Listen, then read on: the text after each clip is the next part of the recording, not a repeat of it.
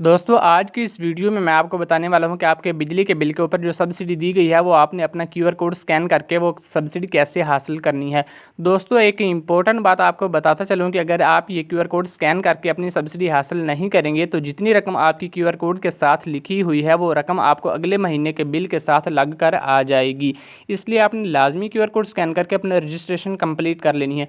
दोस्तों सबसे पहले आपके पास एक क्यूआर कोड स्कैनर ऐप होनी चाहिए। अगर आपके पास मौजूद है तो ठीक है, नहीं तो आपने प्ले स्टोर पे जाना है और सर्च करना है क्यूआर स्कैनर।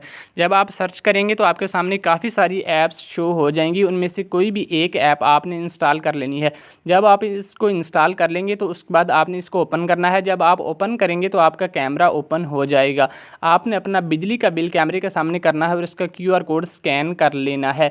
जब आप इसको स्कैन करेंगे तो इस तरह की स्क्रीन आपके सामने शो होगी, उस पर लिखा होगा ओपन लिंक। आपने ओपन लिंक वाले ऑप्शन पे क्लिक कर देना है। जो ही आप उस पर क्लिक करेंगे तो आपके सामने कुछ इन्फॉर्मेशन शो हो जाएगी। आपका नाम लिखा होगा, आईडी कार्ड नंबर लिखा होगा और मोबाइल नंबर लिखा होगा।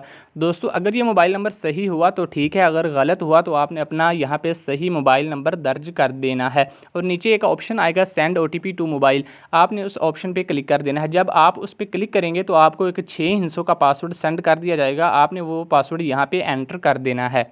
जब आप अपना पासवर्ड एंटर करेंगे तो नीचे का ऑप्शन आएगा वेरीफाई एंड कंप्लीट रजिस्ट्रेशन। आपने उस पर क्लिक करना है। जब आप उस पर क्लिक करेंगे तो आपके सामने स्क्रीन शो हो जाएगी, उस पर लिखा होगा रजिस्ट्रेशन सक्सेसफुल। तो दोस्तों इस तरह आपकी रजिस्ट्रेशन जो है वो कंप्लीट हो जाएगी और आपको ये रकम अजाफी पे नहीं करना पड़ेगी।